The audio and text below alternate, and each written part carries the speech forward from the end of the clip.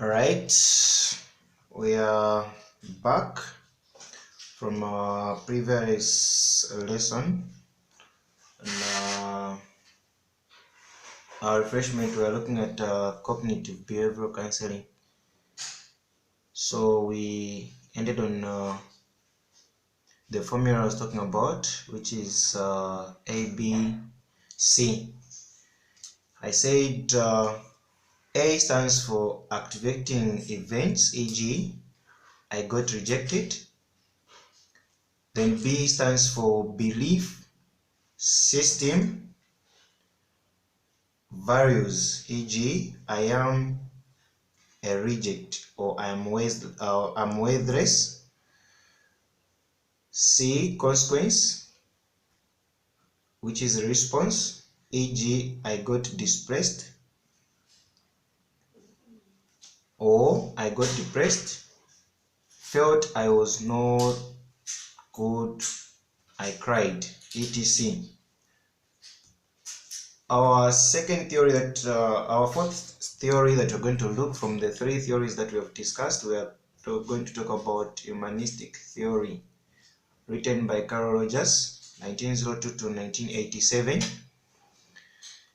Carl Rogers developed some counseling theories, also known as some personal-centered approach, which says that human beings are basically good.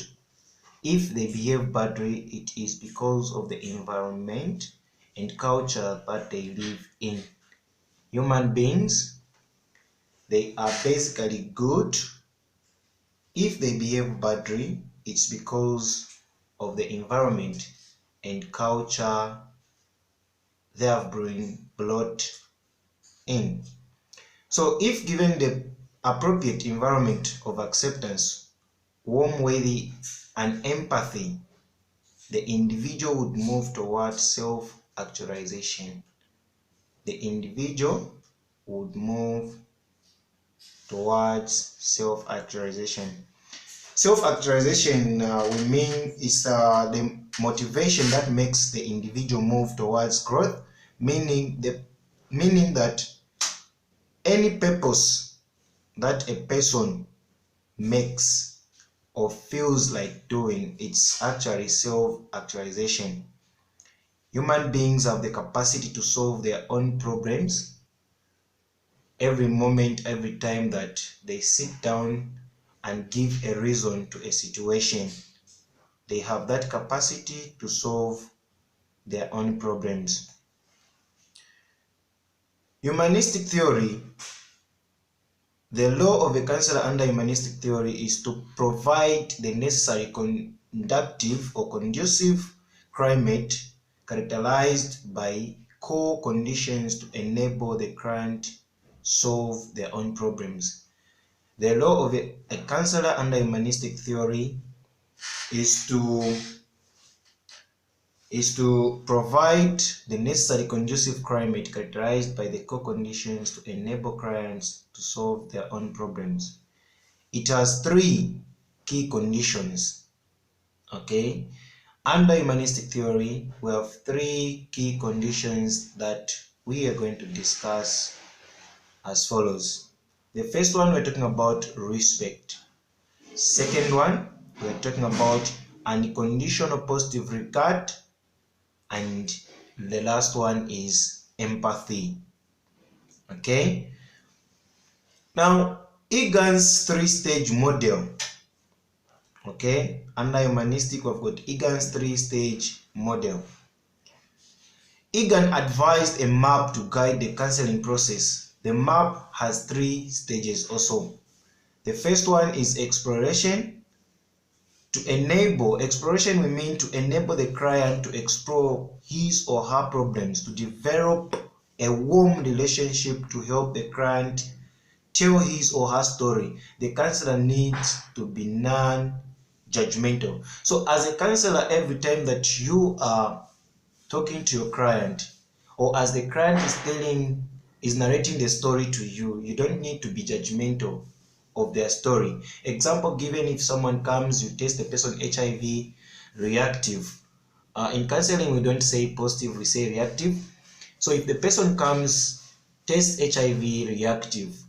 You don't need to start judging the person, like saying, no, see, your carelessness has caused you to have HIV, this, why did you do that, and all that. So that is judging. As a counselor, you don't need to be judgmental. So all you need is not to be you have to be non-judgmental. Okay, accept the condition of your client. All right, so that is the stage one of exploration. You need to enable your client to explore his or her problems to develop a warm relationship. Help that client as they tell their story. You as a counselor, you just need not to be judgmental. All right, the stage two of Egan's three-stage model. Stage two, understanding. You need to help your client to probe deeper into their problems. Okay, as they probe deeper, probing means digging for more information. Okay, dig deeper to get more information from your client.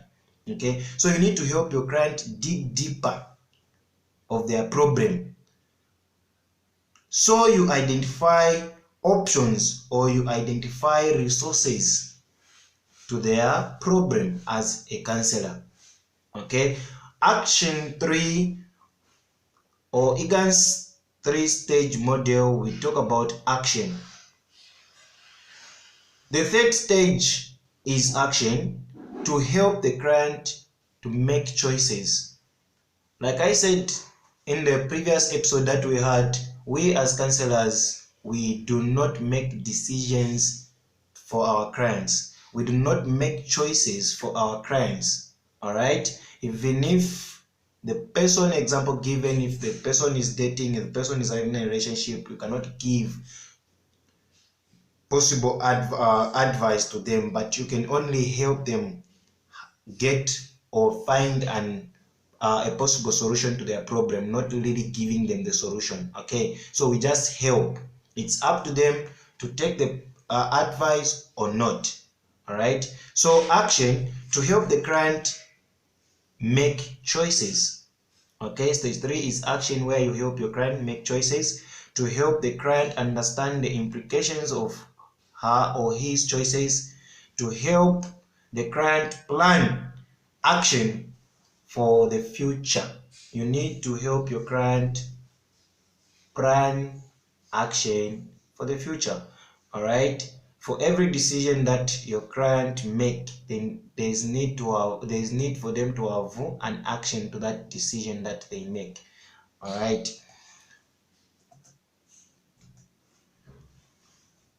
those are the 4 theories of counseling. If any question, kindly ask and feel free to. All right, from there we go to basic features of counseling. Counseling is an art. All right, counseling is an art, not really the art of drawing.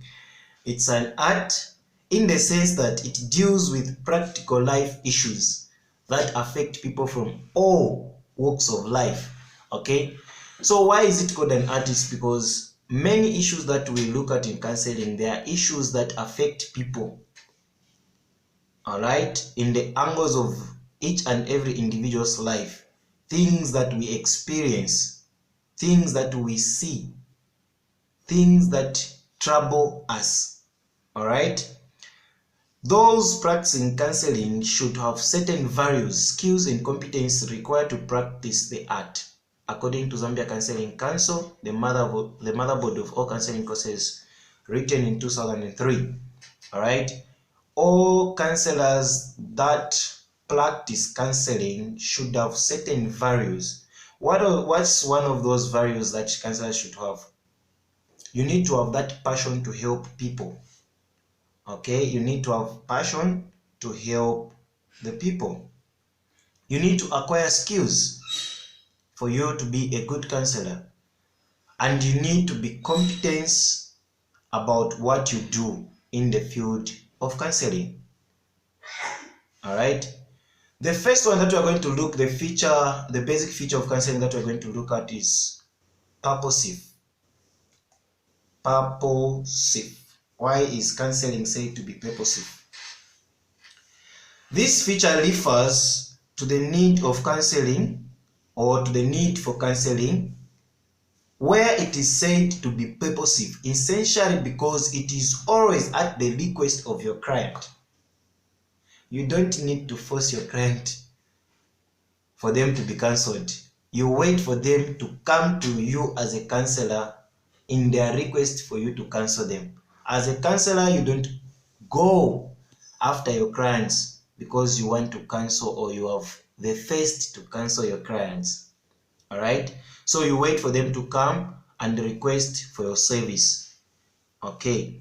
So now, because it is always at the request of the client or by referral, for some of you that are going to be referred, or maybe you are working in a hospital, you find that a clinician or a doctor will write something that is referring the client to you as a counselor that you should deal with that issue, e.g. maybe it's issue of STIs, issues of HIV and AIDS, issues of maybe marriage or couple counseling.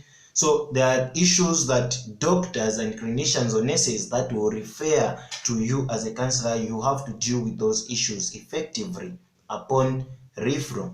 So it is entered into following an agreement between the client and the counselor.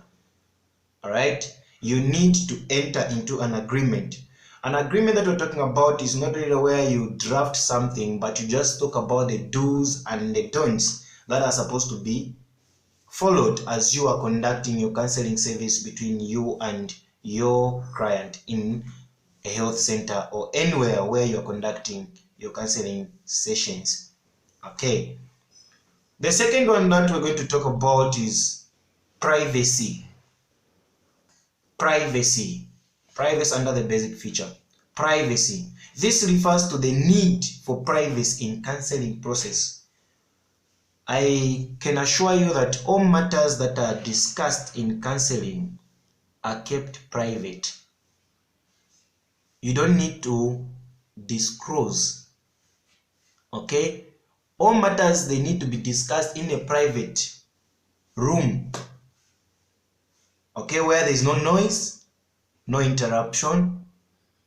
That's what it means to maintain privacy in counseling.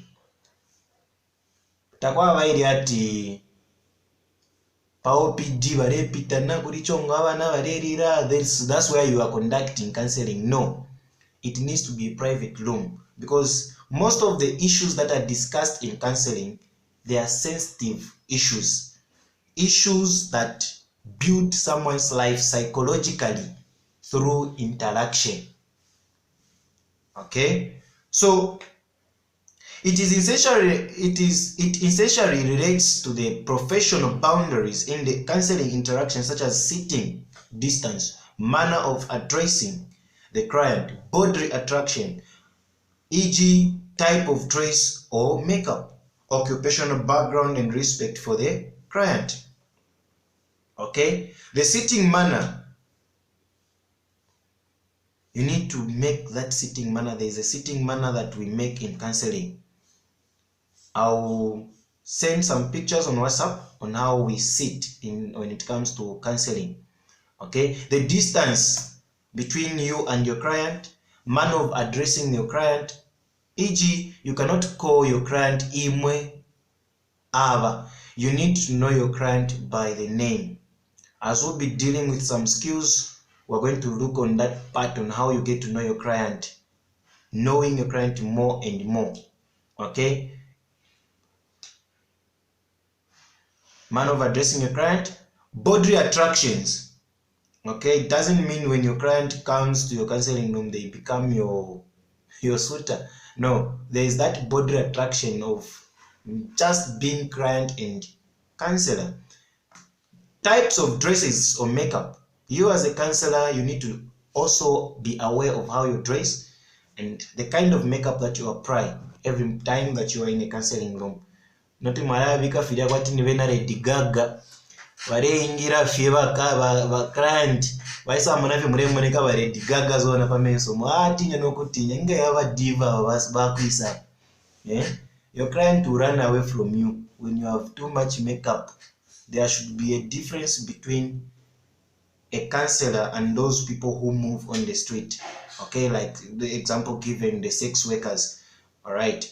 So that it's very much possible when you are talking to a client, whatever you're talking about, it's very easy for you to attract your client, or maybe to get your client to get close to you, and also for them to disclose much information about their lives. Okay. The other point that I'm going to talk about under privacy is the interaction is purely personal and should be treated as such. The interaction must be purely personal and should be treated as such. All right. Third point I'm going to talk about is the client request for counseling help in a personal capacity. The agreement is between one person who is the client and one other person is you as a counselor, and not between one person and several others. Meaning that you, when it comes to privacy, every information that you talk about is private. You don't need to share your information. We're going to talk about confidentiality. Okay, you don't need to share that information to your clients. Okay, the room itself should be quiet and free from disturbances or frequent interruptions. So it has to be a very quiet room where you alone as a counselor conducts the sessions. There shouldn't be any interruptions. Okay, in a situation where you've got a lot of clients, at least in a hospital, a clinic should have 2 rooms for counseling where they have 2 or 3 counselors, those who are conducting some counseling sessions, to avoid disturbances or maybe to promote privacy. Number 3, under basic feature of counseling that we're going to talk about is confidentiality. Counseling is a helping relationship which often involves clients in revealing information about their current and past situations, their opinions, and innermost feelings. Confidentiality entails entrusting information to another person without the expectation that it will be kept private, secret, and not divulged to a third party. All right. When we talk about confidentiality, it's about keeping every information of your client, minus disclosing that information to anyone. It has to be kept under key and local, because you find that in a situation where maybe your client is known by so many people in the society, they come to you for counseling. Maybe you just mention the name to say, okay, today I counseled this kind of a person and I discovered that the person was HIV. Once you just mention the name of the person, other people will find that they know that kind of a person. They start disclosing their information, meaning you are breaching the contract that you have signed with your client.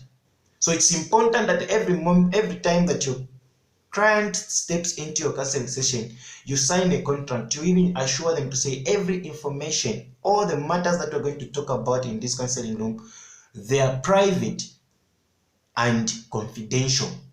There is no third party, it's just between you and I. If I am heard discussing the information that we have talked about to any other person or any other third party or any other kind of person or anywhere that we hear the information from, just come on and tell me that no, you disclosed my information to this person and you are free to sue me or take me to court, because that's what it is. So you as a counselor, you need to be confidential. Takwaba okulandalanda efyo mwalanda na bakansel na baklienti benu filia mulingire mwasunga ninkama palimwe na baklienti benu. That's what it is. Okay, confidentiality.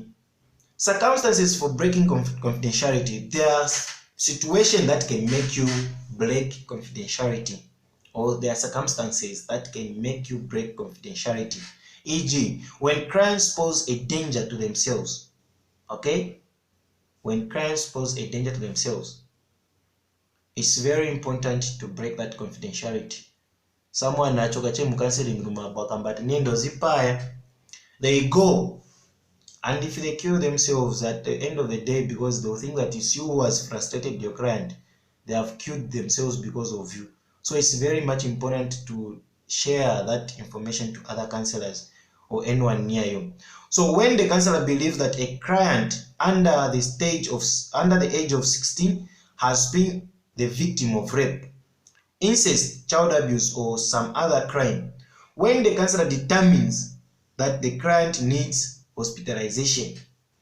There are cases like the person that was raped under the age of 16, or maybe became the victim of rape, incest, child abuse, or other crimes.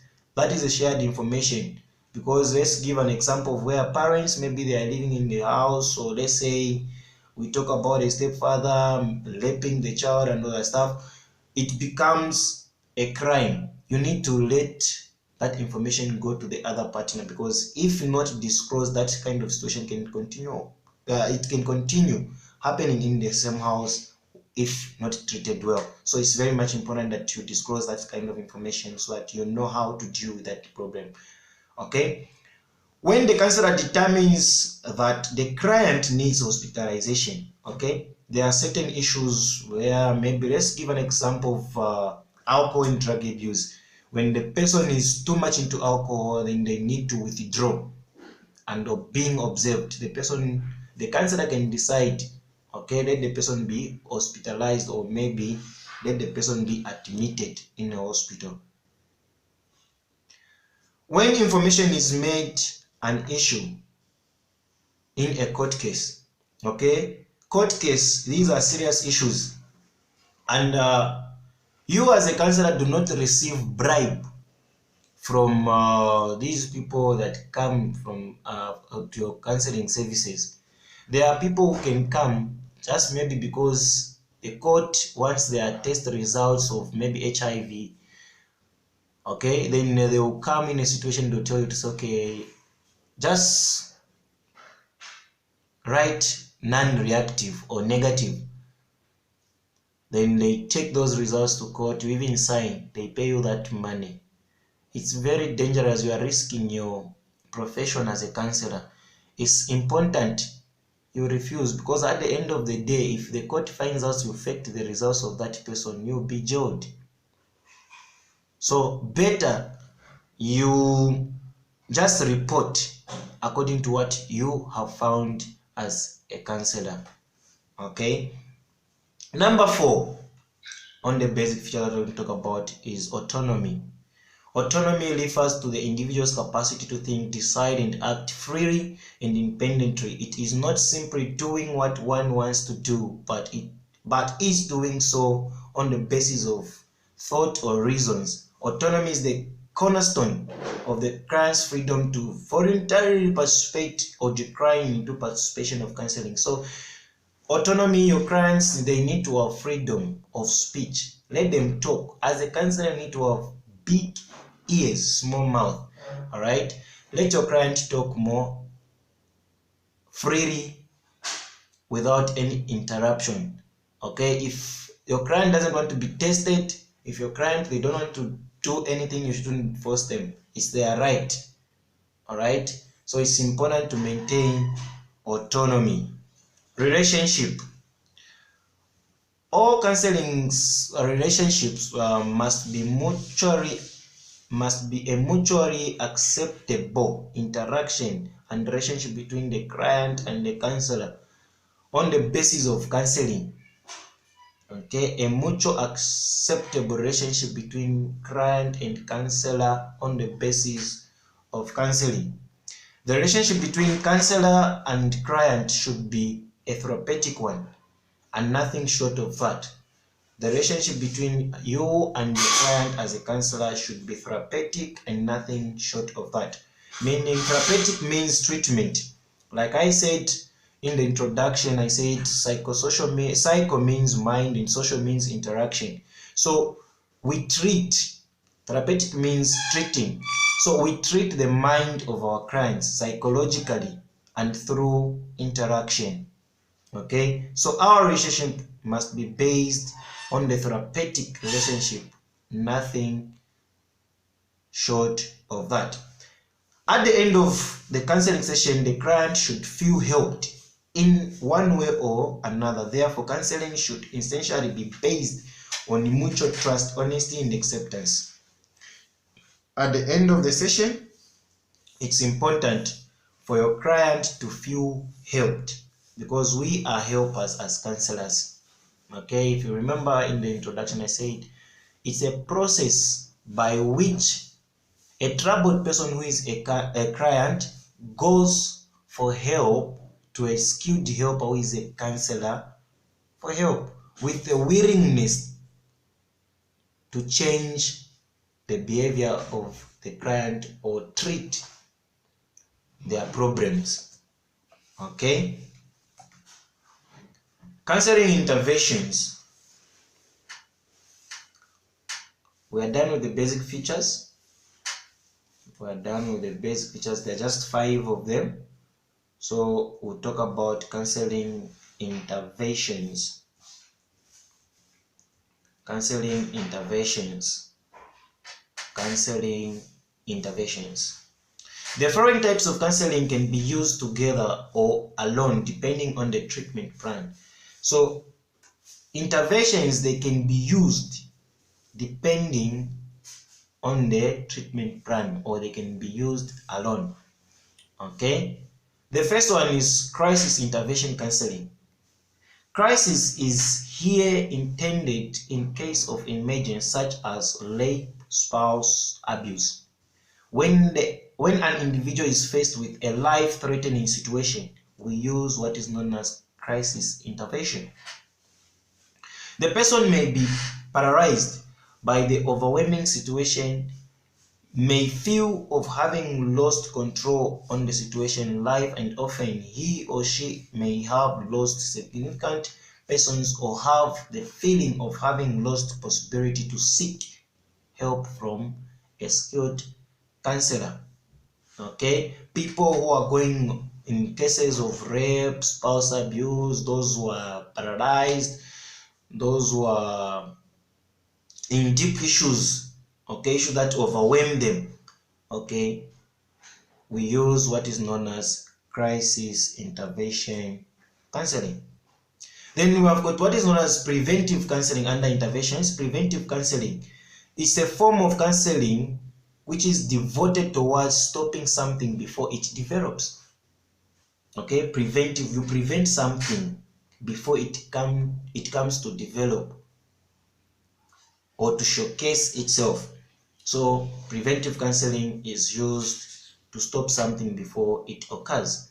So when a risk of developing the behavior is identified, or trying to stop a further development, or to minimize that problem, it focuses on identifying the exploring risk behaviors. It aims to motivate the individual towards risk reduction. Areas like how to keep healthy, how to prepare or for retirement, or sessions in premarital counseling, example of preventing counseling. Okay, you prepare, prevention is better than filafine muranda mu kisungu. Okay, so we prevent something, or maybe someone is getting a pension, you prevent that person echindalama mundala mulesenda sha future eno tamakasendeko na shimbi shikafika apa. So you talk about such, that is preventive counseling. Then number 3, we have got what is known as problem solving counseling. Helps to train clients to effectively manage the negative effects of stressful events that can occur in life. In general, its goals are to help the client to identify which types of stressors tend to trigger emotions such as sadness, tension, and anger, better understand and manage negative emotions, become more hopeful about their abilities to deal with the difficult problems in life, be more accepting of problems that are unsolvable. Okay, a person needs to learn to accept problems those which are unsolvable. It's not always that when a client comes to you for counseling, it's not always that you should expect yourself to have dealt with that problem. Okay, at times certain problems, they take a wrong journey for you as a counselor to deal with them. So that's why counseling is said to be a process. All right, yeah. So problem solving counseling, being more planful and systematic in the way they attempt to solve stressful problems. Be less avoidant when problems occur. Be less impulsive about wanting a quick fix solution. So in counseling, we don't do shortcuts. There is no quick fix solution. Counseling has got a process and channels to follow it. Okay, so it's important for you to follow the channels of counseling. Number 4, we're talking about decision making. It is usually towards well after a problem solving process has taken place, when the client is facing the risk ground around making difficult decisions. Okay, decision making, it usually works well after a problem solving process has taken place. So first thing, before you go for decision making, you need to deal with problem solving. You solve that problem at hand. That's when you can allow your client to take now a decision after solving the problem that the client is undergoing.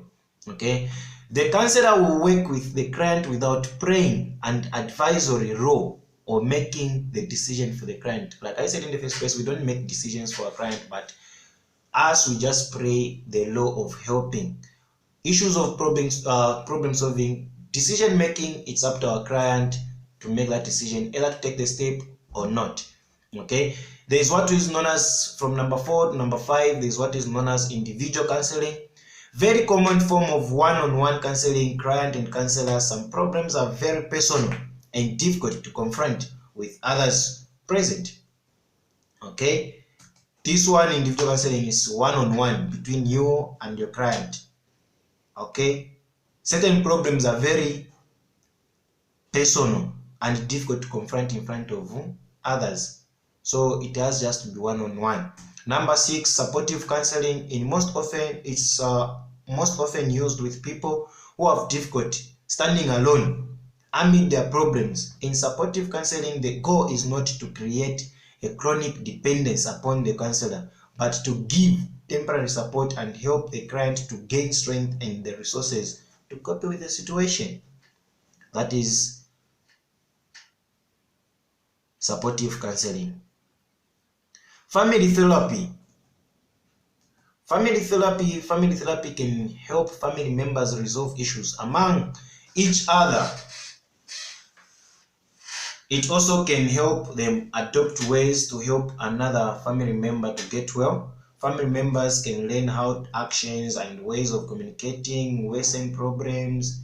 With help, new and improved ways of communicating can be explored and practiced. In Western settings, family therapy is often used when an adolescent has a problem with alcohol and substance abuse. Group therapy or self-help group. In a group therapy, people join in a group and discuss their problems together. The sessions is guided by the counselor. So you, as a counselor, there are times when you are going to conduct group counseling, e.g. in a situation, people where they come for family planning, you don't need to conduct one-on-one counseling. Okay, it will take time, so better you do it, you discuss it on a group basis. You are there as a counselor, as a facilitator, you talk to them, you ask questions. That's what is known as group therapy or group counseling, because all those people, they have come on one go. Okay, so in the next session, we're going to talk about what counseling is not and what counseling is. We're going to talk about what counseling is not and what is counseling. What counseling is not and what is counseling. Thank you very much for your time. Have a blessed day.